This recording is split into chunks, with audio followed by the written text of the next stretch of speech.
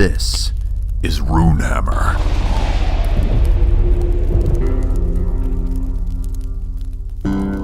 RPG Talks.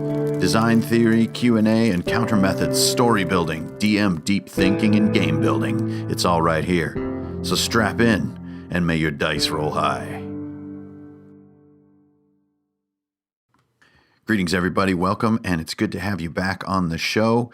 This is the first episode of RPG Talks. In one of the most productive and most informative polls that I've ever run online, you guys as an audience decided that really you wanted some of the RPG thinking from Drunkards and Dragons to come on over to the podcast here on Runehammer. So I'm obviously, for one, all for it. I love talking about game design, and in particular, the methods and techniques, specific ones that you can employ at your table to make your game move faster, to have more fun, and just to get more dice rolling. So let's just jump into it.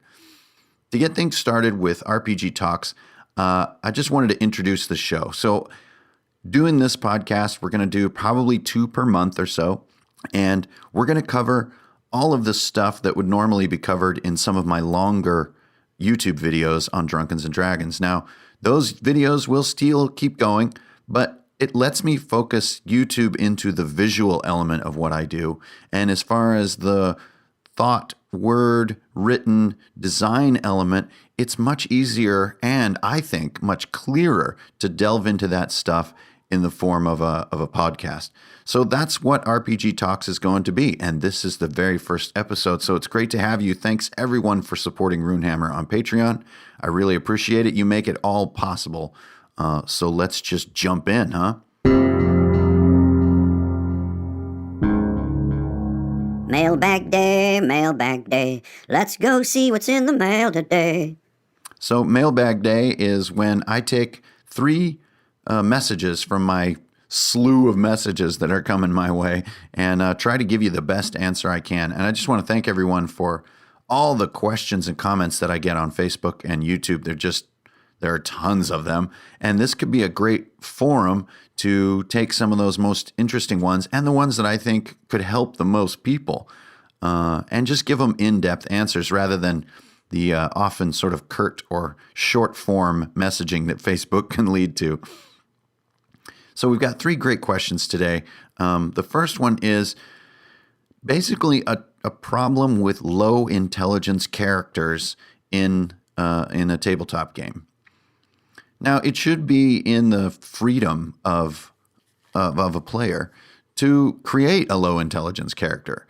I mean, this is part of the world. This is part of what makes the variability between people interesting. Not everyone is a genius who can decipher runes on an ancient doorway to the crypt of Nazhargun, right?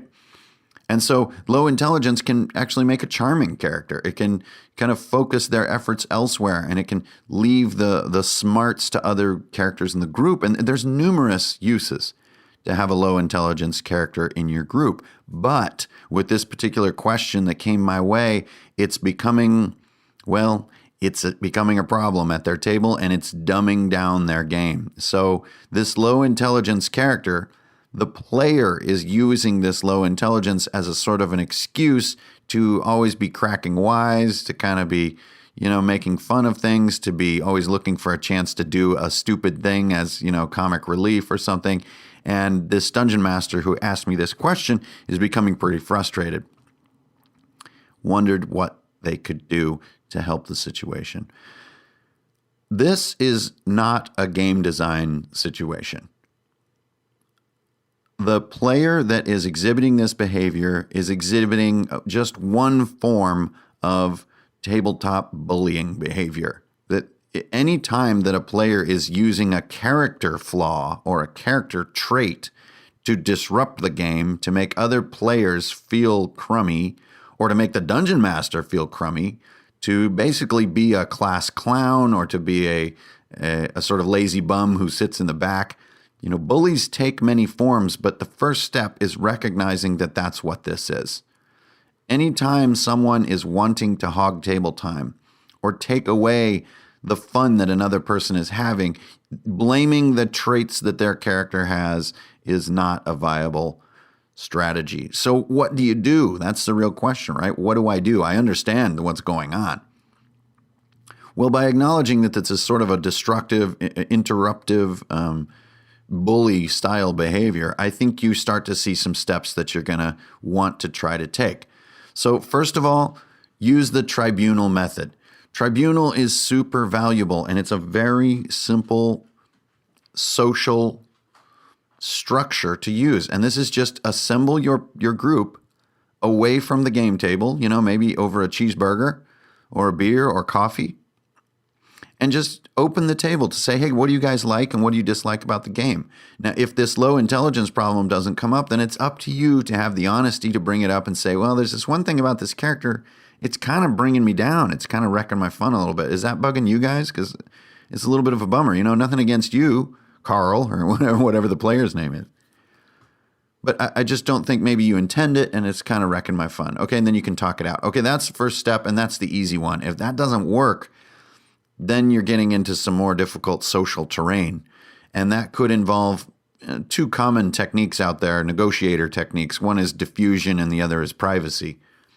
Diffusion is basically the art of never escalating a conflict socially, but to being brutally, totally honest about your feelings and bringing those to the table and diffusing what is usually desired by disruptive people like this is that what they want is conflict.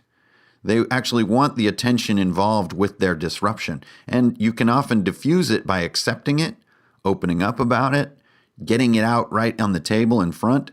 And that's often very uncomfortable for this bully type personality. And so that's diffusion. Diffusion is just not escalating the conflict, but just being fine and kind of rocking on and putting it out in the open. Privacy is almost the opposite. Privacy is, you see this on TV shows a lot. They say, may I have a word with you alone? No one does that in real life, like ever, unless you work for the FBI or something. It is extremely awkward and difficult to ask someone, can we go have a word in private? That is so weird. But if you really want this person in your game, you don't want to switch your game group, you want to follow through with this campaign, you want it to work out, you might have to confront this most difficult level. This is taking a disruptive player aside in private so that they're not, being called out in front of others. And then going back to the exact same thing you said at Tribunal. Dude, it's kind of wrecking my fun. And honestly, I'm kind of taking it a little bit personal that you're sort of playing this sort of dumb card to kind of wreck the mood and the fun of the group. Can that change a little bit? I want this group to work out. I'm having fun with it. You can also try this in text. It's a lot less effective, but you can try it in text if you guys have a game group thread that you run on Facebook. So I know none of those answers are easy, but that's all I can offer you. The character is not the problem. Low intelligence characters are great. It's disruptive players. And this is actually one step lower than a worse problem, which is disruptive players who use character traits as an excuse, like they make hateful or racist or nasty or sadistic characters, and they blame the character for these behaviors that they want to exhibit personally. That's even tougher. That can be socially complex. And sometimes in those cases, you're best off trying to reform the group without that player. You don't need all that frustration. You're just here to have fun. This isn't a job. So I hope that helps with the question. And, disruptive players are always difficult. And, Cody from Taking 20 on YouTube actually has a funny video about tabletop drama, which is really constructive. It's all about setting expectations and being upfront and being honest. And, the advice is going to sound similar across several channels for dealing with these kind of situations. So good luck, and I hope that helped. Okay, our second letter for Mailbag Day today. I'm rummaging around in the mailbag here. We have got a challenge where a character story has actually become more central in the players' minds than the Dungeon Master's intended story. So the specifics here is that they have a dwarf in their group who's kind of set his mind to rebelling against the current dwarven king and becoming king himself. Now, especially if that Dwarven King is sort of a tyrant, this is a fantastic storyline that can drive a lot of different subplots and miniature episodes, right? This is really fun with a player coming to the table with this much like directed desire. Oh man, you can mine that desire. You can lure him with it, and then you can take it away, and like, oh man, it's just great. The problem is the Dungeon Master had this other big storyline, and really no one cares about it. And this sort of rebellion against the king thing is taking center stage. And also the player is sort of walking around, sort of talking down to NPCs like he's already the king. So this Dungeon Master is feeling a little out in the cold on the whole thing. So what do you do? My advice on this one extends to a lot of different games and a lot of different troubles with story. And that is, and I know this is going to sound tough, but forget about your Dungeon Master story. Just forget about it. It doesn't matter. Just completely let it go. Now you can have a cool little, maybe it's gonna come up someday, but just let it go. Take what drives players and run with it. Just accept that if they have this goal and this desire and they want to be something, just go with it. Just lean in. Now that's a separate solution than to the he already thinks he's king and he's kind of talking down to NPCs. Okay, that is a different problem. And the fictional world needs to respond to him. If he is talking shit, so to speak, then the world needs to say, dude, you're not king. We're going to throw you in jail. And oh, look, here comes the elite guard. They've heard rumors that you've been telling people you're the king. Like, this is basically treason. If you don't have those ramifications and repercussions for this kind of flippant behavior in your world, then yeah, players are ambitious. Players can be big-minded, and they will walk all over you, but you got to stand your ground, always be magnanimous, be generous, but don't be pushed around either as the Dungeon Master. You are the king in a way. Now you have this meta-knowledge that this character wants to usurp your throne, but as a player who's playing the king himself, I mean, you need to show some sand on this issue. You can't have people walking around saying this kind of stuff. So there need to be repercussions for this group. But the tougher answer that I want everybody to take away from this particular piece of mail is if you do have really strong character stories, and especially if you can see ways that they can unfold in fun ways that lead to honor and valor and friendship and fellowship and love, then lean in and forget about the other story that you wrote. Try it another time or just leave it on in the vault shelf. But having players that are already bringing story to the table is what you've been dreaming of as a Dungeon Master, not a problem. So I know it's a bit of a tough, sort of a hard-nosed answer, but just go for it, and hopefully it turns out great. All right, on a related issue, and the reason I chose these 3 letters today is they all are kind of somewhat related. We have a frustrated Dungeon Master who he has some players that I don't want to use the word murder hobo because I think it's become so common and funny that it no longer has any gravity. His players have committed a mass murder, and really for no reason. They just wanted a boat, and they basically wiped out a fishing village. And this is making it hard for him to maintain tone in his game and to have, gravity to NPCs and, basically all the tools that a Dungeon Master has. If you just have mass murderers walking around, it can be extremely difficult to do anything poetic or nuanced, right? Very common problem in D&D, and it's really, really sad problem because to me it reflects total flippancy on the side of the players, especially if they're all doing it as a group and no one cares that it's basically just burning this world to the ground and just these are all innocent people. And then the Dungeon Master starts to have a hard time providing moral motivation for these types of sadistic scum. Basically, they're scoundrels. They're awful. They're villains. What do you do? My advice here, if you want to keep the group together and you don't want to just scrap the campaign, because if it were me, I think I would probably scrap it. I can't stand this kind of behavior. I think it's reflecting of a deeper sociological and psychological phenomenon that I don't want to be around at all. But barring that solution, I think what you need is, you can imagine these players as kind of like 3-year-old kids running around in your kitchen breaking dishes. Okay, let's use that analogy. They're going to keep on doing that until they are informed that there are consequences.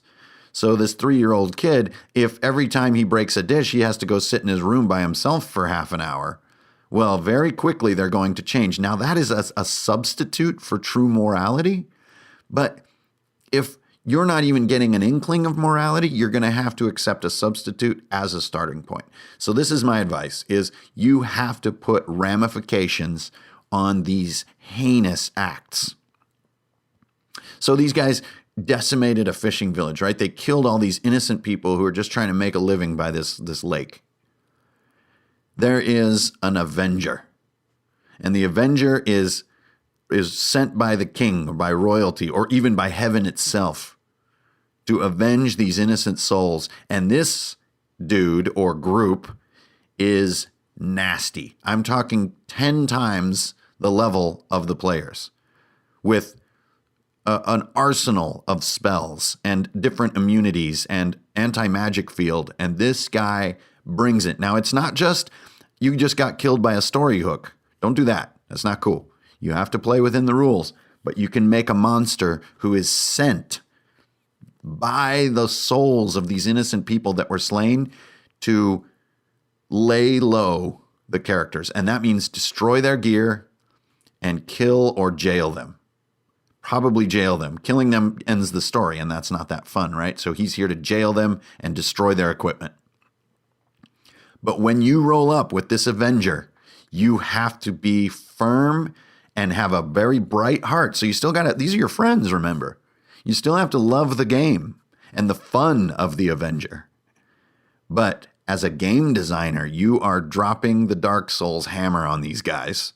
But make it fun. Keep your attitude bright. There's still going to be a lot of laughter at the table. But man, this Avenger, he brings the pain. Now, let's say that they defeat the Avenger, or the Avenger sort of loses some of his will to smite the characters because the lesson is starting to get learned. That's good. And then he says, I'm watching you from now on. I've been assigned to you, and you will conjure me with your evil deeds. Now, is it a little heavy-handed? Hell yeah, it's heavy-handed. I mean, the players are going to see right through what you're doing. But at this point, you have players who don't care if things are heavy-handed. They just slaughtered a village to take a rowboat. So you're not in a place where nuance and story, gently guiding the story, is going to effectively steer these guys away from pure evil. So that's my advice. Bring the Avenger. So that is Mailbag Day for today, and let's hear that lovely music to take us out of here. Mailbag Day, Mailbag Day. Let's go see what's in the mail today. Okay, so our final piece for RPG Talks Episode 1 is inspired by and designed by you guys. Now, the idea in our thread that we were running, as many of you know, was to do, as part of RPG Talks, how to run a blank type talk. So this was inspired by the dragon video that's over on Drunken Dragons, which basically was just the direct result of me running several dragon encounters in our game. And I think it's a fun idea. It's a very direct to your table idea. So keeping things relevant with what I've been running very recently, let's talk about how to run a caster boss. Now, this could also be very relevant because what we were just talking about the Avenger, right? This is going to need to be a caster boss. Now, what is a caster boss exactly? Well, you guys probably know. This is when you realize that throwing 30 more orc warriors at your group is not going to work. They've learned how to use AoE. They learn how to use the environment. They can defeat huge groups of goblins or ghouls or wights or gnolls, right? And what you want is a new, different feeling encounter that's tough, that's deadly, that challenges their brains and challenges their stats besides like sword, battle axe, sword, shield, right? So how do you portray this caster villain? And more to the discussion, how do you mechanically run this caster villain in a way that kicks ass and is memorable and is dangerous and is fun? I got 3 ideas on this that I'd like you guys to consider. The first one is sort of the standalone, right?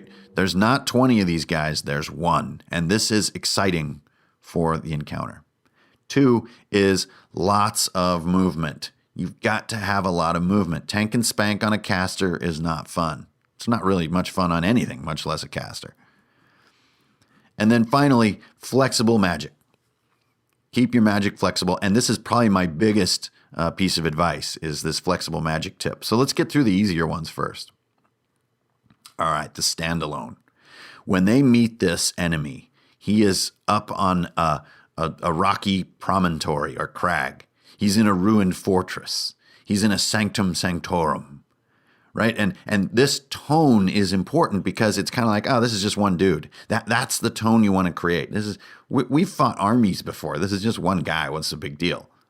And then he teleports up to the top of the tower and casts lightning bolt. You see what I mean? Like, you need to set this tone. I am one, I am many, I am all things. That's the attitude of this caster. This guy is gnarly, or this girl, this creature, this thing doesn't need an army. Now, if you want to have this caster summon additional monsters as fodder or something, that's fine. But the mood should be this loner mood. They encounter this kind of, whoa, there's one of them.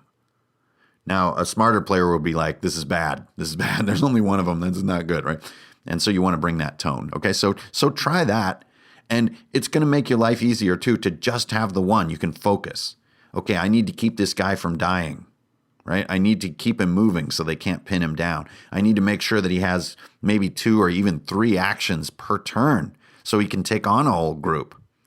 I need to know how his spells can combine. And you basically can just work into this one character and make them a one-man or one-woman magical fighting machine. Okay, step 2, lots of movement. Nothing kills a boss fight more than just having the players close in around it and just termite their way through the hit points. And their hit points are going down, and the boss's hit points are going down, and then he holds his throat and falls over and dies. It may be dangerous, it may be a close race, but really it's just a hit point race, and like there's just your board isn't really playing a role. By board, I mean your terrain.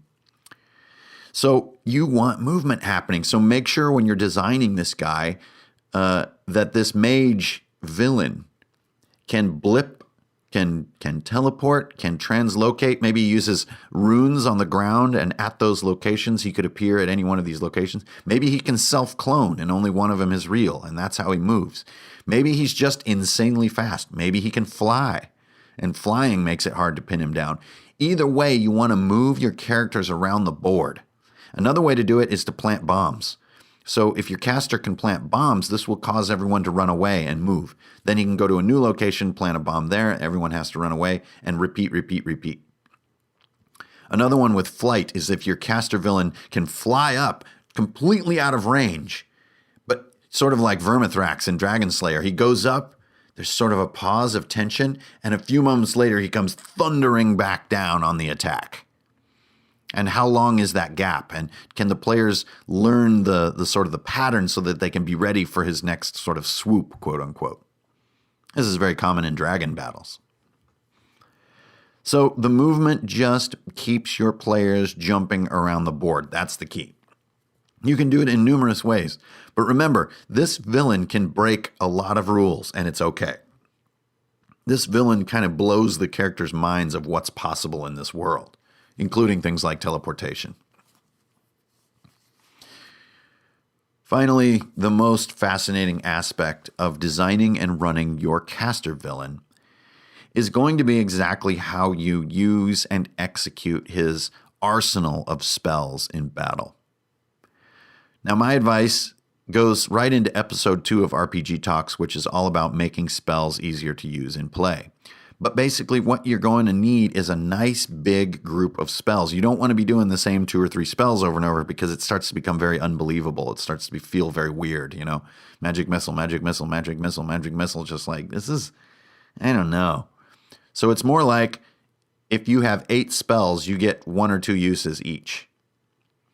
And those spells need to be notated for your boss in a single line of text. You need really simple descriptions of what these spells do so that you can choose and use very quickly.